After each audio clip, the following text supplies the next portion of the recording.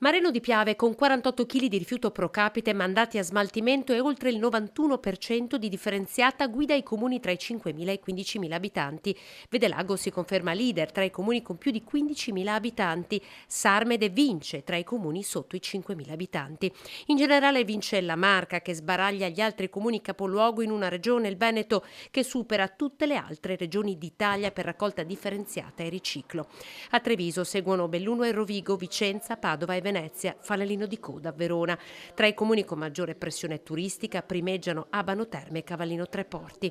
I dati sono dell'osservatorio rifiuti di ARPAV, la classifica stilata da Legambiente Veneto.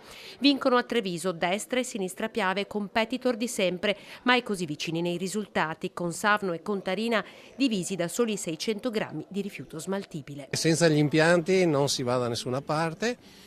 Credo che Savano dal punto di vista impiantistico ci ha sempre creduto, nell'impianto che abbiamo a Godega di Sant'Urbano abbiamo investito parecchio, adesso lo raddoppieremo. Questo ci ha permesso anche di non avere discariche ultimamente nel nostro territorio. Per Savno a fare la differenza innovazioni come la bottega del riuso. Contarina rilancia con l'impianto di riciclo dei pannolini. Abbiamo ottenuto il contributo del PNRR, siamo in fase progettuale, stiamo accelerando con l'aspetto autorizzatorio, lo facciamo nella sede dove era il precedente impianto.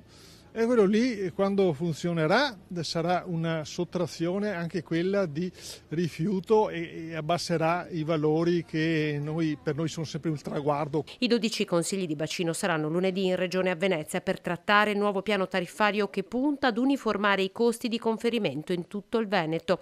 In ballo un potenziale aumento delle tariffe, ma non per i comuni virtuosi. Noi avremo un bonus da questo calcolo tariffario che viene riconosciuto nella misura di 51 centesimi per abitante.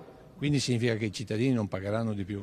No, anzi saranno premiati ed è giusto così, insomma, gli sforzi fatti in passato è giusto che vengano riconosciuti.